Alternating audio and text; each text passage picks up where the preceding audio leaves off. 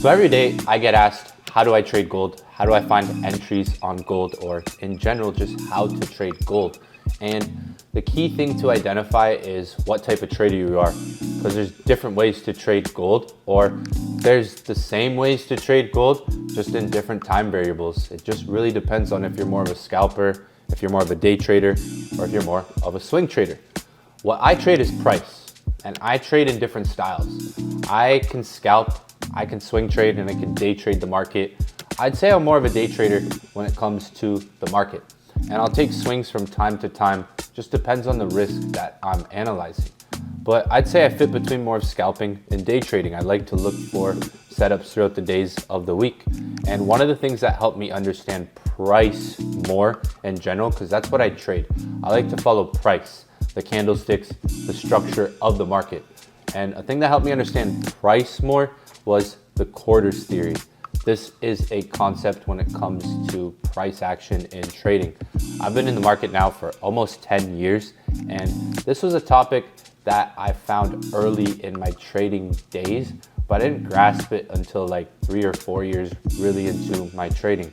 This helped a lot, the quarters theory, and I'm gonna go over on this chart what the quarters theory is and how to start marking it up, especially for you guys that are new when it comes to marking up the chart with gold. Quarters theory involves whole numbers. We have another video on whole numbers. You can check it out in our playlist. What we're gonna just do is mark quarters. What's a quarter? Well, simple, 25, 50, 75, 100. Think of a quarter like that. It's just an interval of 25, 50, 75, 100.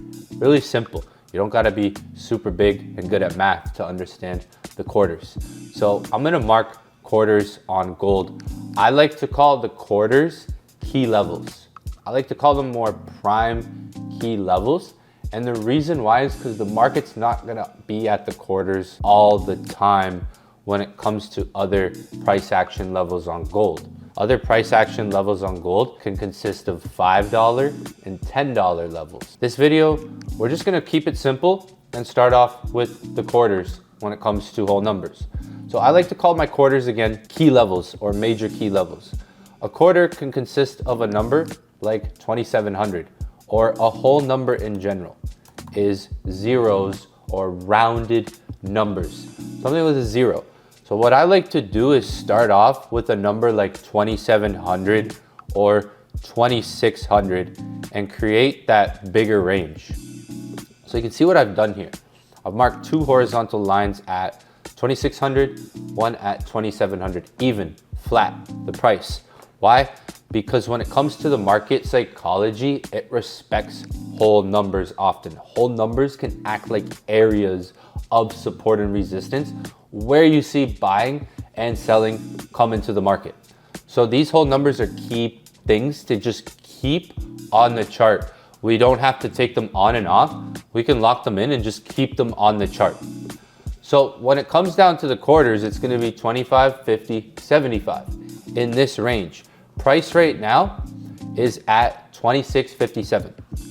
This range from 26 to 2,700, that's a $100 range. All I'm gonna do now is break it down into the quarters. So I'm gonna start off with 25, and then we're gonna go 50, 26.50.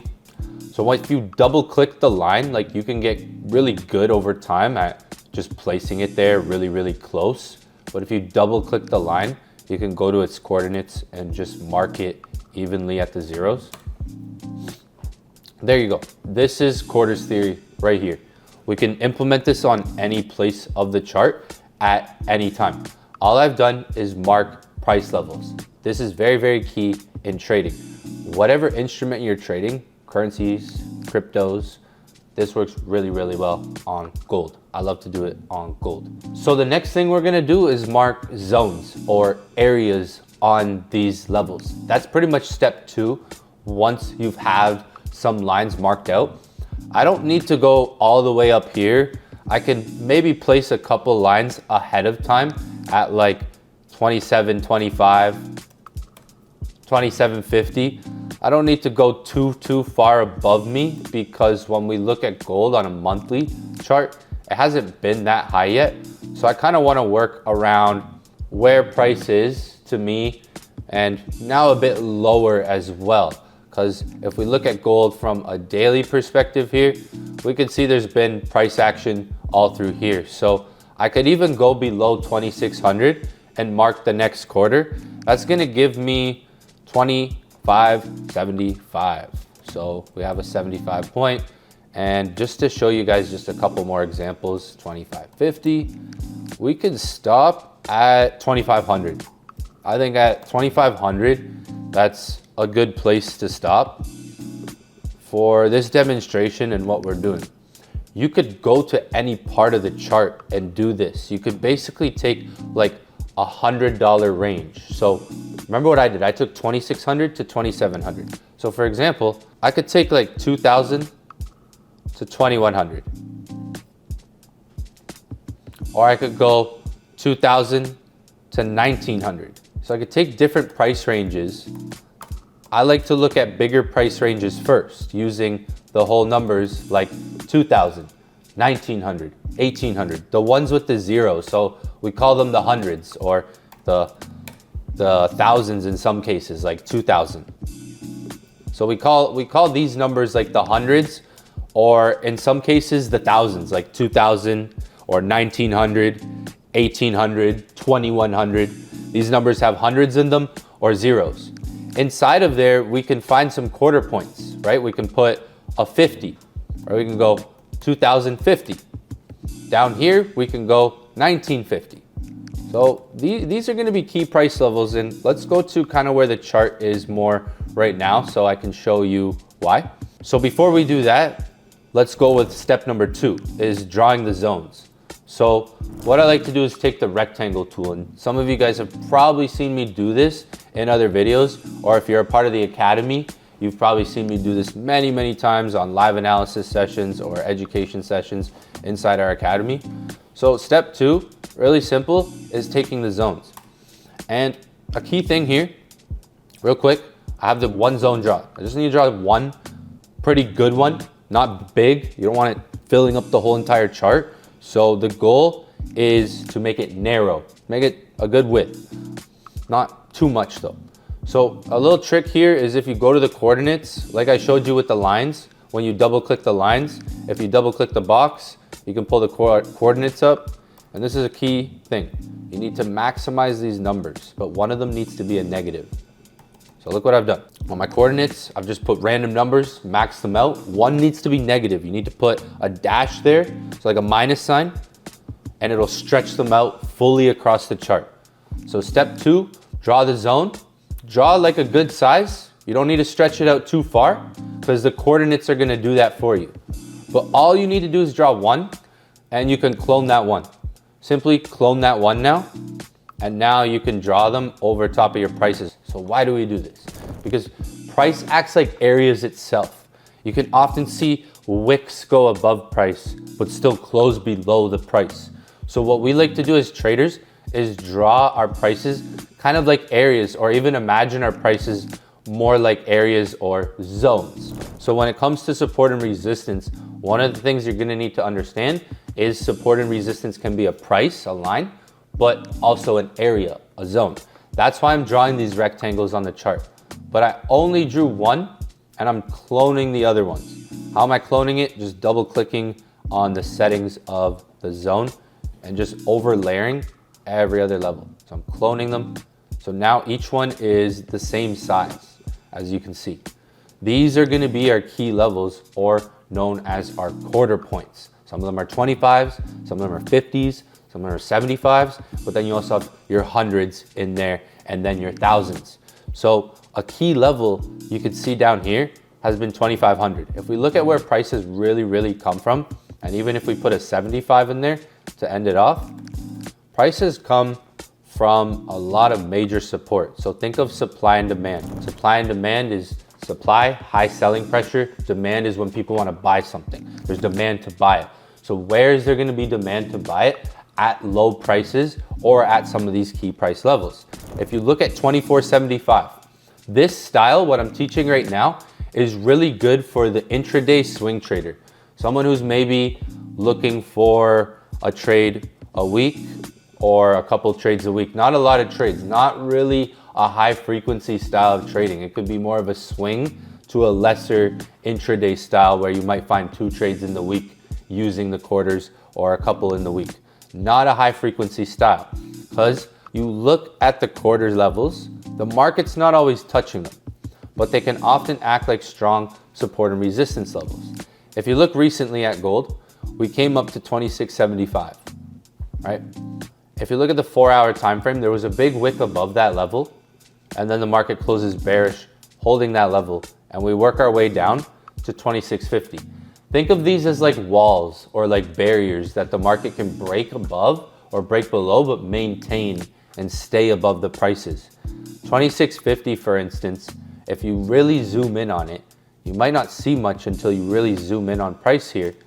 If you look at 26.50, for example, guys, there was an engulfing candle that broke above it and closes above it. So the market's now above a key price level. It's found demand more than the supply, basically, is what it means. Demand's exceeded supply. We've broken through a key price. Oftentimes, these key prices can act like support and resistance, where you have like break and retest. If you look here, we break above the price and we pull back to it, acting more like a support. I don't look at a whole lot of the whole smart money concepts here, but you can obviously see there's a big imbalance in this candle as well. The way it's moved, there's really no price touching it. So when you analyze that metric as well and tie that together, the market should pull back to that candle at some point because of what it is. But I like to mainly just not overcomplicate things like that. Like I teach a lot of that stuff inside the academy more. I don't want to overcomplicate it too much. When we just look at price itself, there's a lot of reactions at price. Not a lot every day, but a lot of big reactions time and time. If you look at 26.50, right? Market ran up to 26.75 and then forms resistance. If you really zoom out at some of these prices on maybe a smaller time frame, let's go to more of like an intraday setup. Like if you look here, Tuesday, October 8th, this is actually a setup I took. The market was going up into New York session, 26.50, creating a nice resistance. And we pushed down all the way through 25. And you can see here, we hover above 2,600. So there's a lot happening when you look at the chart, when you look at price. 26.25, we act like a resistance, but then we push through that price. Where do we push up to? Close to 26.50. So it's not only understanding like the concept of support and resistance when you look at these price levels, it's also understanding they can kind of work like magnets or walls that the market can maintain and stay above. This is a good range to study between 24.75 and 25.50. You can see a lot of support and resistance here. So for me, the way I like to treat quarters is more like a swing setup, something that I know the market can have a bigger reaction off of. For instance, if you look at this whole price range, there's a lot of movement here.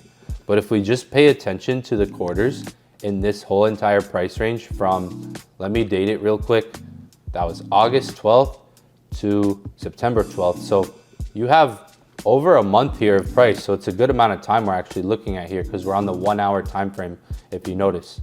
So if you just pay attention to the quarters and kind of ignore a lot of everything. In trading, there's so much information, and sometimes knowing so much may distract you from what's really just in front of you in a simple way. I find the best trades I have is just following a simple plan of action and not trying to overcomplicate it on thinking of everything. So if we just look at quarters here and think of support and resistance or buying and selling, we can see 24.75 acted like a strong resistance for a few times. Now we're looking more at days here where one day the market's at 24.75 and it rejects it with an engulfing candle, and then we run down. Next time market comes up, same thing. Next time market comes up, a much bigger move. So there was definitely some bearish price action here until the market broke above that price. Once it broke above, we sort of act like a magnet to the next price.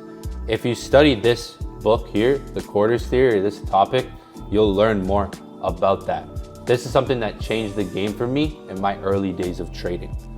So when you look at price, guys, there's often a lot of support and resistance. This is what you should study if you're looking at gold from a price action point of view, whole numbers. Because even when the market looks like it's not really near a quarter, it can come back to it and act like a support again.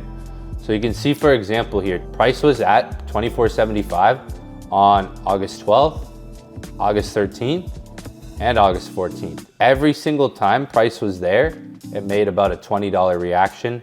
One time, $30. The market came back to that same price and that same structure on August 22nd. So like a week later. And you could see how the market reacted. Before going there was an extreme bearish move. So remember, kind of like what we talked about in one of our news videos, it takes a move to make a move. So when you look at a bullish move, there's a bearish move before it. When you look at a bearish move, there's a bullish move before it. So this should help you understand the quarters more. Even if you're trading something like crypto, I have it pre-marked already. So again, lines, zones. Whole numbers are zeros. So if you're looking at something like Bitcoin, look at 50,000, for example. 50,000 gives you demand. So when you're thinking of support and resistance or where buying and selling is happening, it's a psychological thing. People want to buy something low or after it's dipped, right? If you look at Bitcoin, 50,000, for example. If we zoom in, because I'm on a daily right now, look at price action more in the last couple of weeks, 60,000, giving a nice support there. So where are you going to find demand or supply and demand in the market?